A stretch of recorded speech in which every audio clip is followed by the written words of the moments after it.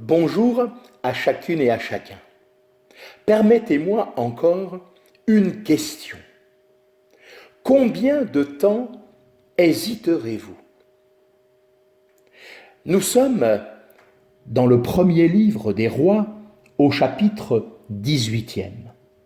Élie est au mont Carmel. Nous sommes là au verset 16 du chapitre 18 du premier livre des rois. D'un côté, Élie, le prophète de l'Éternel, seul. De l'autre, 450 prophètes de Baal, une idole d'alors de cette époque. Au milieu, les représentants du peuple d'Israël. C'est l'heure du choix. Qui est le vrai Dieu? L'Éternel ou Baal, l'idole?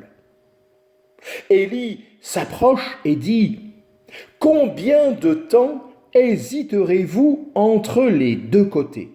Si l'Éternel est Dieu, suivez-le, et si c'est Baal, suivez-le. » Verset 21 du même chapitre 18 de 1 Roi. Quels sont actuellement ces deux côtés, entre lesquels on peut longtemps hésiter? Finalement, c'est la foi en Dieu ou la vie sans Dieu. La décision est importante, déterminante même. La question d'Élie, remarquons-le, s'adressait à des personnes religieuses, extérieurement liées avec Dieu. Elle se pose aujourd'hui en ces termes. Suivons-nous effectivement le Seigneur ou conduisons-nous notre vie sans Dieu tout en nous déclarant chrétiens? Dieu n'accepte pas de tels compromis. Et pour chacun, le jour vient où il faut se décider. À celui qui hésite, il dit « Je voudrais que tu sois ou froid ou bouillant », comme évoqué en Apocalypse 3, verset 15.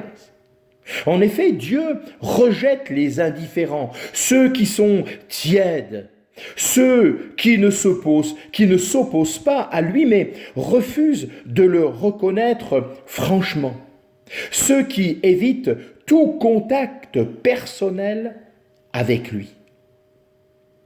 Dieu nous interpelle sans se lasser. Oh, remarquez bien, il ne nous menace pas, mais il nous invite. Une invitation à faire le bon choix. Il est dit, choisis la vie afin que tu vives. Dans Deutéronome, au chapitre 30 et au verset 19, j'ai mis devant toi la vie et la mort, la bénédiction et la malédiction. Choisis la vie afin que tu vives. Que le Seigneur vous bénisse richement et que le choix soit le bon, celui d'une vie livrée, abandonnée entre les mains du seul Dieu vivant et vrai.